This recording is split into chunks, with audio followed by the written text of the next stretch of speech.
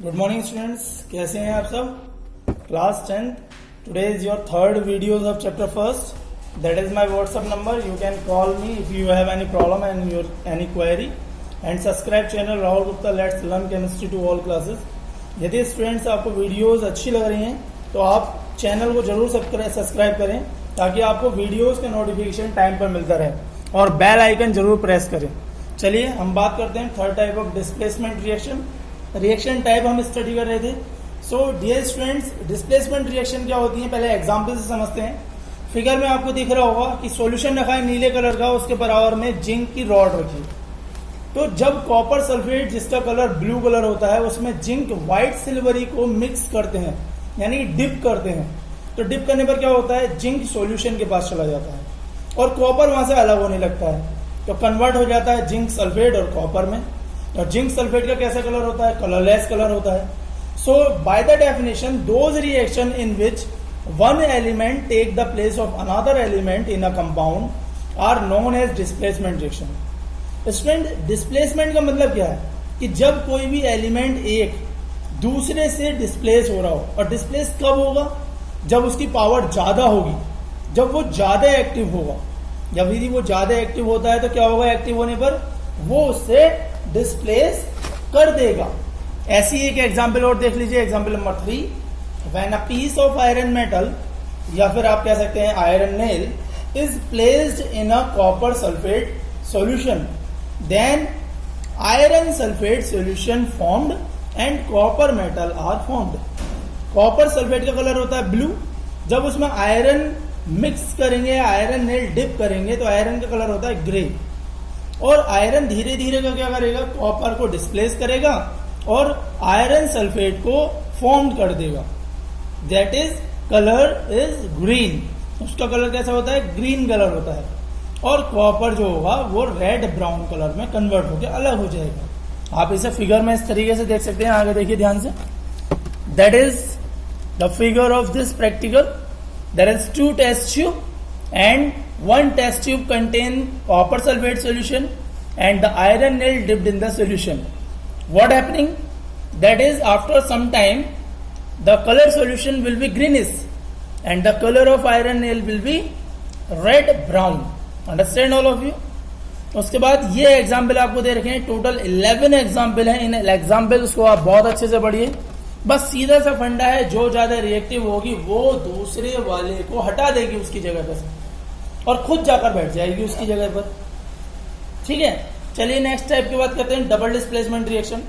Double displacement reaction क्या होती है, वो रिएक्शन जिसमें दोनों ही आयन आपस में ज्यादा रिएक्टिव वाले, यानी जो जिसे ज्यादा दोस्ती करना चाहता है वो उसे अपने पास बैठाएगा। लाइक क्लास में आपकी बहुत सारी बेंचें होती हैं, पर जिस दोस्त को आप ज्यादा पसंद करते हो उसे बैठाना आप अपने पास पसंद करते हो। मान लो कोई ऐसा व्यक्ति आपके बराबर में बैठा हो, ऐसा कोई स्टूडेंट जो बराबर में बैठा हो जो जिसे आप पसंद नहीं करते, तो आप क्या करोगे, उससे कहते हो भाई तू दूसरी वाली बेंच पर चला जा, यहाँ पर मेरा दोस्त बैठेगा। होता है नहीं होता ऐसा?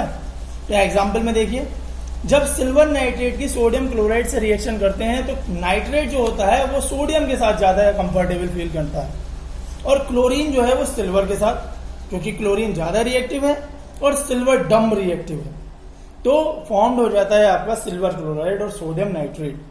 सो by the definition those reaction in which 2 compound react by an exchange of ions to form 2 new compound. और एक बात और ध्यान से समझने की है, सबसे ज्यादा इंपॉर्टेंट जो है कि दोनों ही जो प्रोडक्ट बनेंगे वो दोनों के दोनों नए होंगे, अलग होंगे रिएक्टेंट से। सो that is called double displacement reaction.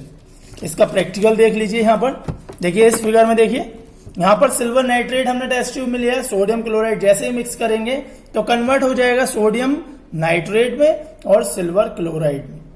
इसके बहुत सारे एग्जांपल्स यहां पर दे रखे हैं। इन एग्जांपल्स को बहुत आप क्लियरली एक्सप्लेन करिए और बहुत अच्छे से समझिए। इनके मेन है आपके फॉर्मूले आपको समझना। देखिए, यदि क्लोराइड कहीं लिखा हुआ है तो क्लोराइड के लिए Cl ही आएगा, बट आपको देखना है कि Cl के साथ जो दूसरी चीज आ रही है, जो भी कैटायन आ रहा है, वो उसकी वैलेंसी आपको देखनी।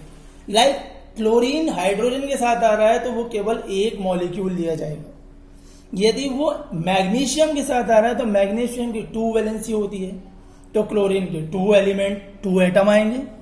तो ये रिएक्शंस आपको फॉर्मूले पर डिपेंड करती हैं, फॉर्मूले को। एग्जाम्पल नंबर 6 बहुत इंपॉर्टेंट है, लेड नाइट्रेट और पोटेशियम आयोडाइड वाला कई बार आया हुआ है। येलो कलर पीपीटी फॉर्म होती है लेड आयोडाइड की और पोटेशियम नाइट्रेट बनता है। बहुत ध्यान से आपको पढ़ना है एग्जाम्पल नंबर 6। चलिए आगे बात करते हैं इन एग्जाम्पल्स को साथ में देखते हुए। आगे नेक्स्ट आता है आपका ऑक्सीडेशन एंड रिडक्शन रिएक्शन। देखिए ऑक्सीडेशन क्या होता है? ऑक्सीडेशन का मतलब होता है ऑक्सीजन का जुड़ना और हाइड्रोजन का हटना किसी भी सब्सटेंस से। It means addition of reaction और removal of hydrogen from a substance is called oxidation. अब रिडक्शन को भी समझिए। रिडक्शन इसका बिल्कुल उल्टा होता है, पर लगे लगे चलते हैं। द एडिशन ऑफ हाइड्रोजन और removal of oxygen from a substance is called reduction. Reduction में क्या होता है? हाइड्रोजन का जुड़ना होता है और ऑक्सीजन का हटना होता है। अब इनके साथ आपको 2 टर्म और समझनी जरूरी है, दैट इज ऑक्सीडाइजिंग एजेंट और रिड्यूसिंग एजेंट। ऑक्सीडाइजिंग एजेंट क्या होता है?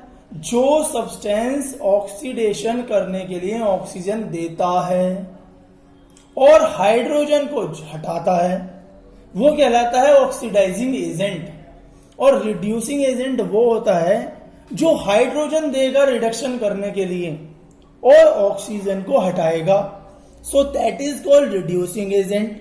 समझ में आ रहा है आपको? और जब कोई भी रिएक्शन में ऑक्सीडेशन और रिडक्शन दोनों हो रहा होता है तो उन रिएक्शंस को रेडॉक्स रिएक्शन कहते हैं।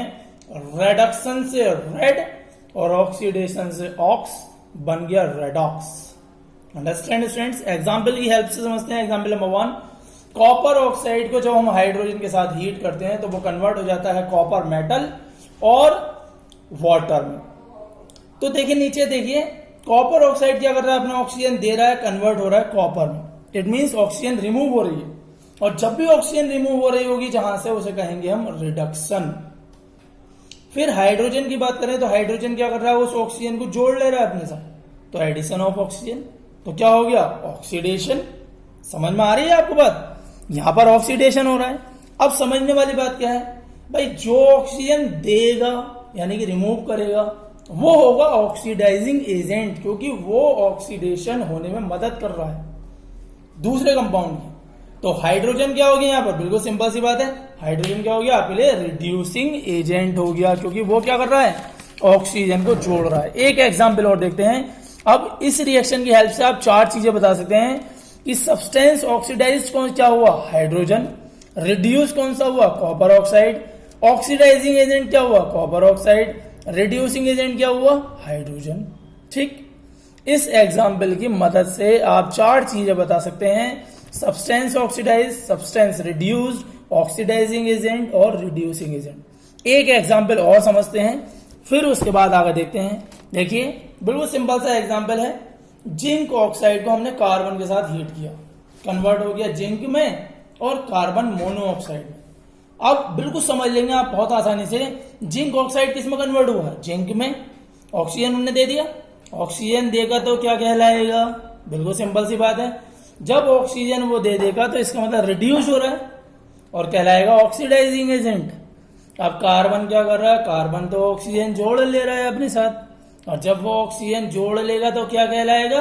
रिड्यूसिंग एजेंट, क्योंकि वो ऑक्सीडाइज्ड कर रहा है उसे। Understand students? So these are the examples of the reaction of redox reaction which shows the answer substance oxidized, substance reduced, oxidizing agent, reducing agent। बहुत इंपॉर्टेंट है, बहुत ही अच्छे एग्जाम्पल हैं। अब इन चीजों को आप बहुत ध्यान से समझ लीजिए, देख लीजिए। ये प्रॉब्लम यहां दे रखी है, आप इन्हें अच्छे से पढ़ लीजिएगा। सैंपल प्रॉब्लम 1 2 3 4 ये बहुत ही इंपॉर्टेंट है। इस एग्जाम्पल के साथ में एक रिएक्शन और यहां पे बता देता हूं। सैंपल प्रॉब्लम 4 देखिए। सैंपल प्रॉब्लम में 4 क्या है कि लेड ऑक्साइड की कॉपर के साथ रिएक्शन हो रही है, लेड से ऑक्सीजन गया, कार्बन डाइऑक्साइड बन गया। तो उसने पूछा है कि इसमें से कौन सा सॉल्यूशन इनकरेक्ट है। भाई पहला लिखा हुआ है lead is getting reduced, correct है भाई, बिल्कुल सिंपल सी बात है। यस और नो? नहीं करेक्ट है, क्योंकि लेड रिड्यूस थोड़ी ना हो रहा है भाई, लेड ऑक्साइड रिड्यूस्ड हो रहा है, लेड नहीं हो रहा है ऑक्साइड रिड्यूस्ड। क्या हो रहा है? लेड ऑक्साइड रिड्यूस्ड हो रहा है। समझ में आ रही है? क्योंकि लेड ऑक्साइड अपना ऑक्सीजन दे रहा है। तो पहला गलत हो गया। दूसरा, carbon dioxide is getting oxide. क्या कार्बन डाइऑक्साइड जो है वो ऑक्सीडाइज हो रहा है? नहीं, कार्बन हो रहा है ऑक्सीडाइज्ड, क्योंकि कार्बन ही तो ऑक्सीजन एक्सेप्ट कर रहा है, इसीलिए कार्बन इज गेटिंग ऑक्सीडाइज्ड। तो ए और बी गलत है और सी और डी सही है। हमारे जो ऑक्सीडाइज्ड और रिड्यूस सब्सटेंस होते हैं वो रिएक्टेंट में से देखे जाते हैं, प्रोडक्ट में से नहीं। आपको प्रोडक्ट नहीं देखने हैं, आपको पहले रिएक्टेंट देखने हैं कि रिएक्टेंट कौन सा किस प्रोडक्ट में चेंज हो रहा है। और सबसे ज्यादा इंपॉर्टेंट कि आपको मेटल देखनी है, कौन सी मेटल वहां से डिस्प्लेस हो रही है। चलिए एक पॉइंट और देखिए, effect of oxidation reaction in everyday life. हमारी लाइफ में ऑक्सीडेशन रिएक्शन की क्या हेल्प है?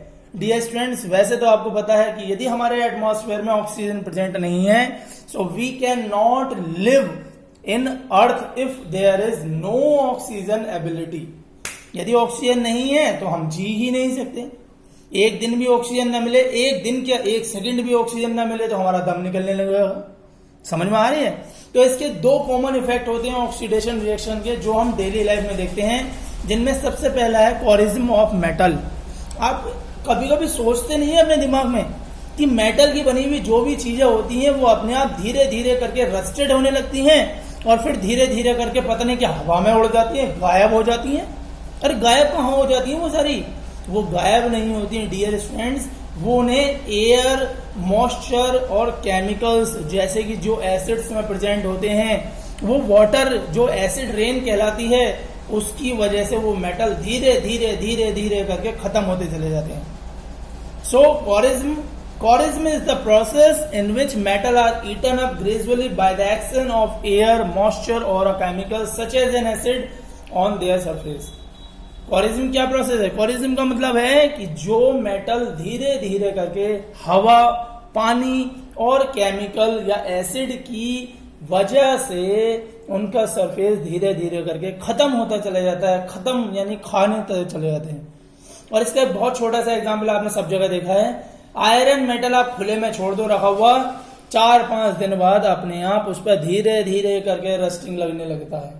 और डियर स्टूडेंट्स, ये एक लॉन्ग लाइफ प्रोसेस है।